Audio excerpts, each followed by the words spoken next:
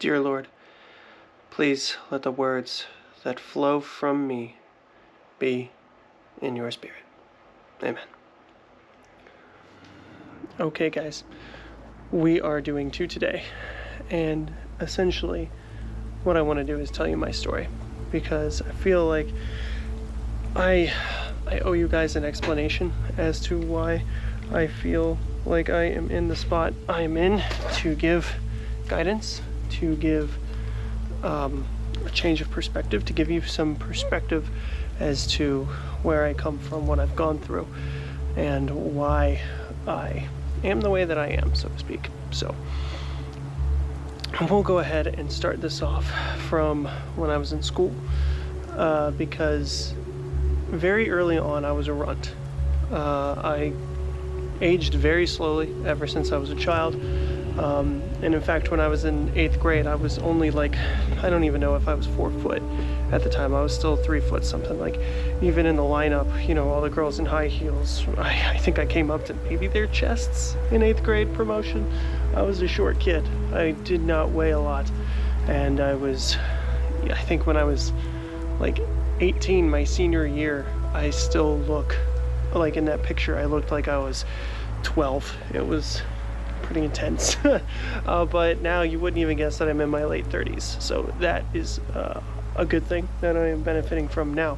But back then it was not the best, because not only was I small, but I reacted. I was very reactive because I took myself very seriously. I took myself way too seriously, and because that was the case, I was a target. A lot of people picked on me because they knew that they could get a rise out of me, and it was easy. So found myself in some troubles because even back then, teachers did not have the sorry, my cat's over there looking at me and meowing at me, and he's really cute, and I'm not going to show you him, unfortunately, but he's inside looking at me through the window. But I took myself way too seriously, and even back then, teachers, they were just peacekeepers. Then it was always me fighting back that got me into trouble, and it wasn't getting to the root cause, because these kids were, the likable kids, the popular ones, and I was just that one that I felt like school was a waste of time. I was very disinterested in it, and I just didn't fit in. And because of that, teachers always essentially sided with the other kids for some reason. But I don't know, from my perspective, I was picked on a lot. I was a target, and when I would kind of bring it to the teacher, they would tell us to work it out, and the kids would just do it all over again when they weren't looking, and then I'd react and then get in trouble for it. So I think that experience, I would say, culminated in 6th grade when it was in August, so the school year had just started, and it was really hot out, and we had a recess, and all the boys in my class decided to chase me around. It was me and one other kid in my class. We were chased, around the Illinoisan 90+ degree heat that was very humid. So, I'm sprinting for about 10-15 minutes straight, and I wasn't the most athletic kid either. I mean, video games helped train my hand-eye coordination and everything, but I got to a point where I just decided, like, I played instructional league when it came to baseball, and I just got to a point where I was like, I am sick of this heat, and I just stopped playing. So I wasn't very athletic. I didn't run all the time. So me and this kid, we ran around for about 10-15 minutes straight, just full on sprinting, and legs finally gave out, and when they caught up to us, they came to me and they pushed me to the ground. I remember one kid grabbed my head, and we had two kids, one on each leg, and they picked me up and just tossed me into the air, and then when I got to the top, they yanked down and just slammed me down on my back. And once that happened, I was just like, I just laid there and essentially just let them win. And then they kind of messed around, and I just stopped reacting, and then they walked away. And it was at that time that I got up and decided to, go in. They're like, okay, everyone, come on in. So I'm walking in to get ready to line up to go into lunch. I just feel sick, and I'm breathing like my breathing is empty. All my breaths are just so empty. So I get up to a point, and I'm walking past this bench, and I decide I need to sit down. So as I'm getting up to the bench, I start walking, and I start seeing stars, and I'm like, what is happening? Like, just make it to the bench. That's all I kept thinking. And then all of a sudden my legs gave out, and I don't know if you've ever passed out, but for those of you that have not, what it is like you are an old tube TV that you turn off, and for those of you that are younger and have never dealt with a tube TV, basically when you turn it off, you just see the light just fade out into this single point, and then it's gone. And then that's what my vision was like. It just and I woke up, and I felt like I had short-term memory loss. When that happens, I just wake up and I don't remember like the last immediate moments. Basically, I'm like, what happened? It's like waking up for the day all over again. So I'm like, what happened? And then I hear kids walking around, and I'm like, am I at school?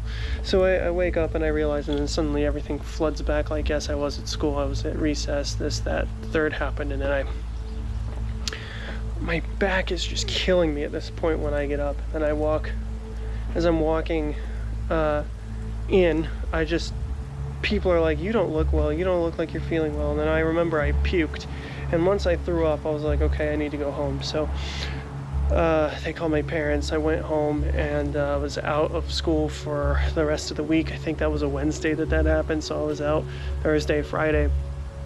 And when I came back, the people that had orchestrated that incident, all they did to punish them was make them go a week without recess. So, it was at that moment that I realized that I fully was on my own. It was like, okay, this is just what it is at this point. So,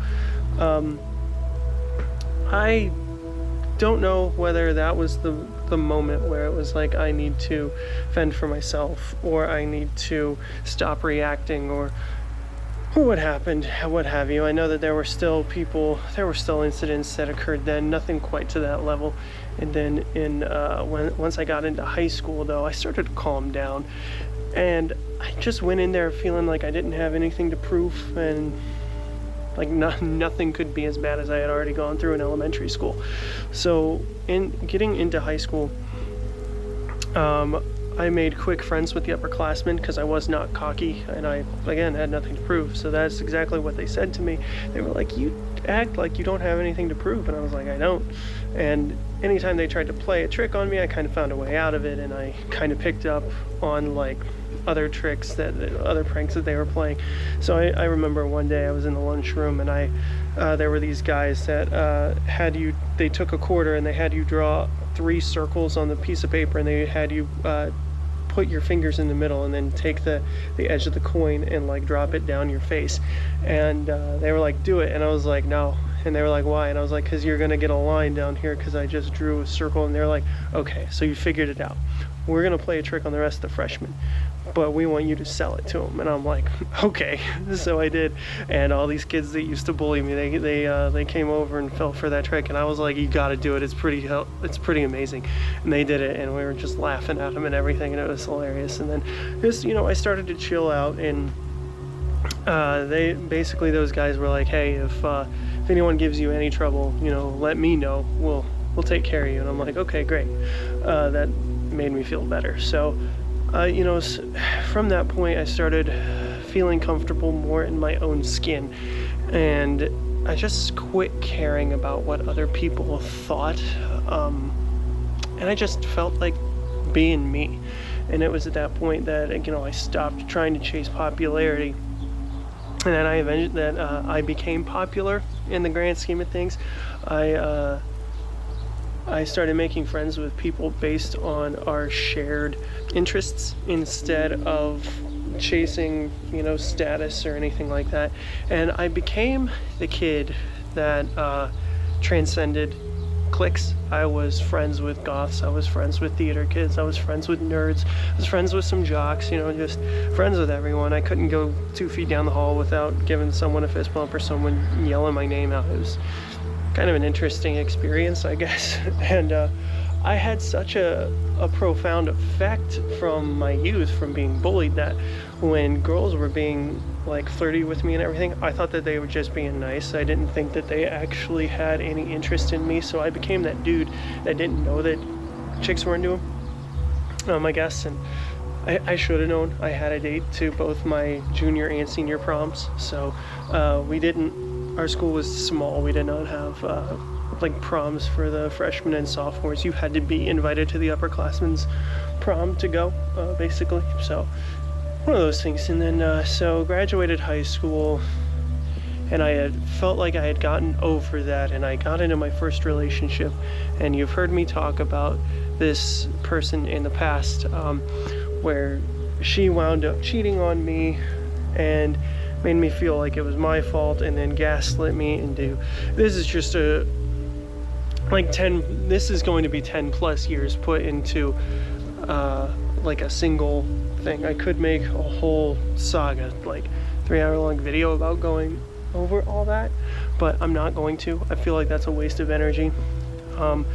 But she did wind up cheating on me after telling me like she's not happy, breaks up with me after 8 months, then tells me that she can't live without me and she wants me back. We get back together, date for 2 more months, she breaks up with me again, and then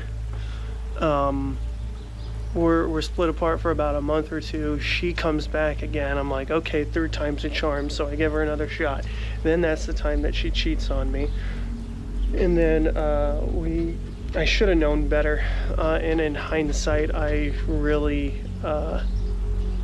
do feel like an idiot for taking her back, but hey, I did, and I tried everything, because we did have similar interests, and she was pretty hot, not gonna lie, but like at the end of the day, I did feel like I was wasting a lot of time when I was with her. I felt like if we weren't doing anything physical after a certain period of time, I felt like I was just wasting my time. Like there's other people that I would have liked to been hanging out with, like my friends, like my dudes, and playing video games or whatever.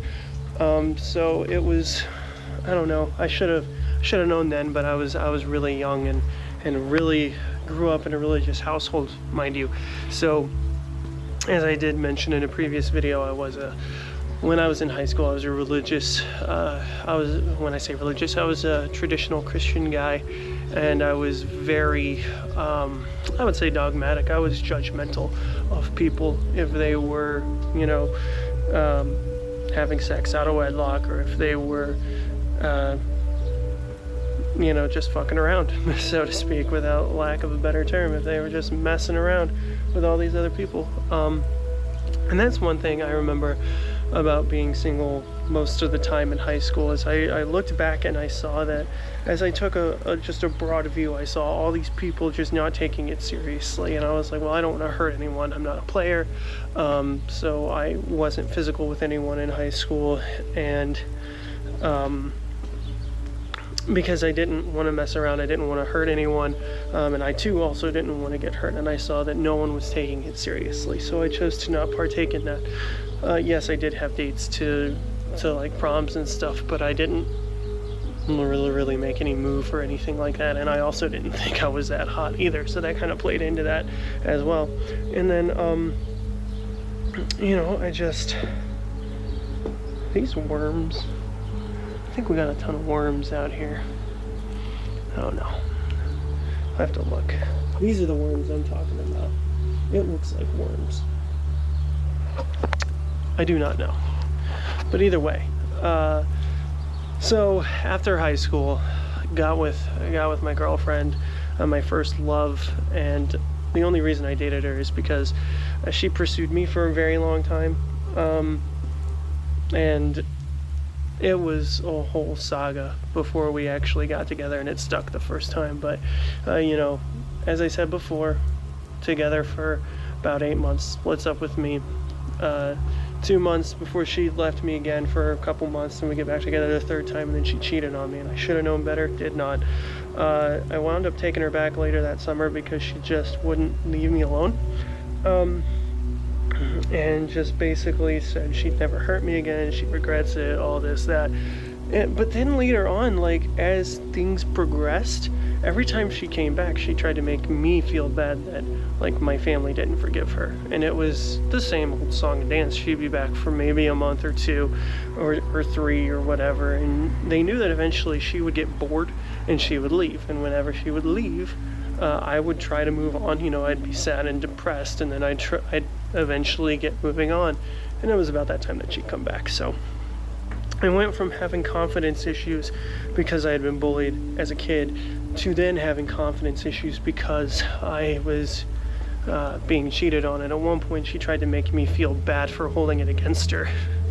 Like, look, you cheated on me. Like, and every time we get together, you leave. I don't know what you want. Like, I have faith in you, but you have to prove it to everyone else, because unfortunately I'm the only one who does.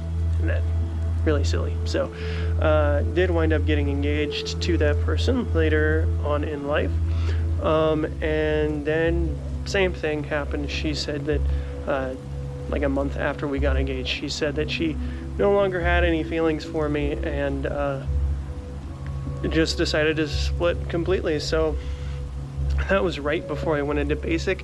So that span of time that I just talked about was gosh, that started in 2006 and ended in 2014. So that was 8 years, almost a full decade, right? And there was multiple times in those gaps where I went through college. I had 2 years.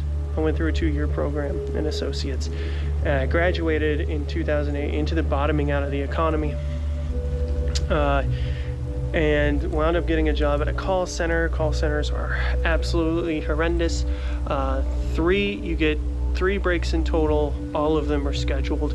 And they also had something called schedule compliance, where they track how long you're away from everything.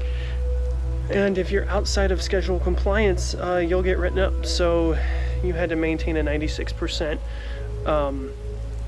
schedule compliance.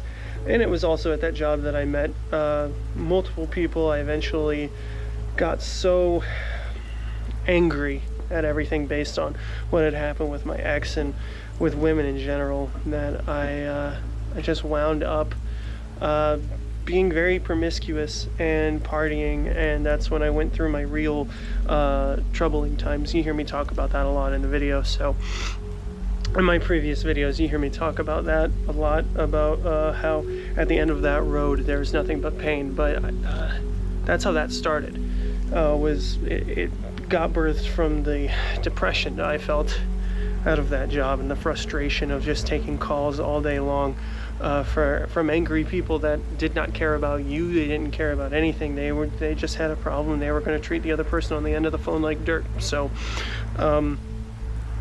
that was what I endured, and what that wound up putting me through.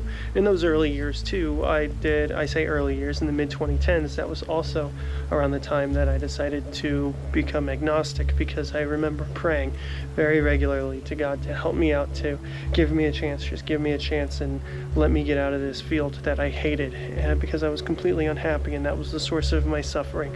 And my parents were like, well, you can't just quit. And of course, they were right. You can't just quit. That's not something that you can do. And so that's when I became an alcoholic, and that's when I started being promiscuous, is through that time and through that job specifically. And I smile at it because that is such a negative thing, right? You have to have employment to be able to make it in the world, and then you don't pay people much, and then you don't treat them very well, and then you wonder why we have such a plagued society with all these things. And so I was praying, felt like God had abandoned me. I would project out, and I guess you could say I wasn't taking enough accountability, but it wasn't like the extreme level of accountability I was taking. So I took some accountability, but I was like, if anyone just gave me a chance, I know I could do it. So I wound up getting another job in customer service. working for the power company in 2012. That lasts about 7 months, and then I wound up going to a temp company, working on overseas shipments with DHL. I was creating steamship bookings to transfer parts internationally, basically on behalf of Caterpillar, and that paid substantially less in the power company, but I was no longer taking over the phone service calls, and that was crazy. That was also when I started working at the power company. That's when coincided with a 2-year break that me and that ex had happened. So that was another period, and that started up our second time because there was a point in time when we stopped talking for 2 years. But so I went through the mid 2010s was or the early 2010s was very tumultuous, and led me to the point of 2014 when I joined the military. I just decided enough is enough, and I'm going to join the military so I can go back to school, because there was a program where they would basically pay 100% tuition to any state school, and with the contract I signed, they would also pay me some of about $900 a month to go to school full time. So if you ever wonder why our military can boast that they are 100% volunteer, it is because everyone is looking for a way to pay for school. And that is my conspiracy theory as why schooling is just stupid expensive and no one wants to decrease education costs. And that was my conspiracy theory in 2017, before whoever said it back in the 2020 election time, is that, well, if you make it cheaper, how are we going to get military people? So I took it as confirmation. But anyways, we're getting ahead of ourselves. So 2014, I joined the military, and right before I leave, like 2 months before I get engaged, again, like a month later, she's like, I feel nothing for you. Breaks up with me. I decide to get the ring back. I pawn that off. I wound up then selling a lot of stuff. I sold my DVD collection. I sold all the video game systems I didn't need, and I quit my job, that call center job that I was back at. I wound up going back to that same call center just for a temporary position so I could make some money, and then I was like, okay, nope, we are leaving. And so 3 weeks before I ship out to basic training, I left. I sold all my stuff, and I just spent time with family and friends, and really enjoyed myself. And then when I was in boot camp, that same ex found out my address from a Facebook post that my brother made on my account, and then she wrote me up telling me that she still loved me, this, that, whatever. It was like a reverse Dear John. It was weird. So after I got out of boot camp, which, by the way, boot camp was pretty easy. It did teach me that strong mind, strong body, and that was also around the time that I had gotten into spiritualism before that. It was in 2013. I just said there has to be something more, and I had known for the longest time that there was something else out there. And my friend got me into meditation, and that was the first time in my life that I felt pure peace. So early 2013, that happens. And then late 2013, I got back with my ex. Then all that happened. 2014, joined the military and boot camp. I decided instead of having blanket spiritualism, I was going to try to find some community that I fit into. And I wound up going through everything, and just like not everything. I went to Buddhist, I went to Wiccan, and then I went to the traditional Christian. And that was on I went to that, and I realized it was like the 1 year anniversary of my grandma's death, and that was the first time I had emotion enough to actually cry at a religious or a spiritual thing. So that was telling enough to me. And I had always known that while I say earlier in the story I was agnostic, I could not actually tell you that 100% that I was going to go atheist. I was surrounded by atheists between 2012 and 2014, but I would not ever say that, because I had paranormal experiences in in my life, in my childhood, and those are stories that I have up. And if you want a story dedicated about that, or a newer video dedicated to that, please let me know and I will work on that for you. So anyways, getting back to the story, through that I couldn't just pick a community. I was just like, well, I'm this outlier. I am just a spiritual person whose beliefs are very crazy and convoluted, and so I can't just fit into one. My concept of God is just outside of these boxes. And so because of that, when I left boot camp, I just stayed a blanket spiritualist, and it was around that time that I was what's known as break-in training. So a break-in training is when there is not a class set up for your specialty, and it is more than a certain period outside before the next one goes off. Usually, if you're within a certain time frame, like only a month, they will hold you at the duty station that you're at, and then you'll basically just mop floors and stuff or whatever. And I wound up going home because mine was 4 months. I wound up going home, and while I was home, my ex wanted to get back. I needed some entertainment, so I said okay. And she wanted to date me again, and I was very hesitant to do that. And then she went through a mood and got really angry, just very moody for no reason, and then basically took where I was at in life, threw it in my face, even though I had a plan and reasons and I knew it would be time. And then at that point, I just told her that I was done. Told her I was done with her, with everything. I was already 1 foot out the door after she broke up with me after the engagement. I felt like I was wasting time, but again, just needed some entertainment there. Is that a good thing? No. I wouldn't say that that's a good moment, but was it deserved? Was I vindicated? I feel like it. I feel like I had dealt with way too much, and what that was ultimately was the culmination of me getting over my confidence issues, and me getting to a point where I could say, I deserve better, I deserve more, and I went for that. So then I went through what I'll call a rebuild period over the next couple of years. 2015 and 2016, I had dated a couple crazy people. I was just jumping from one relationship to the next, and then I realized I need to find peace. I need to just relax and find comfort within myself, and that is what I did. So I wound up finding solace. I'm going to walk over here into the light just because I want to. But I wound up finding solace and being comfortable being alone. And it was in that I eventually just decided I'm going to be single, I'm going to be by myself, and that's where I found true happiness.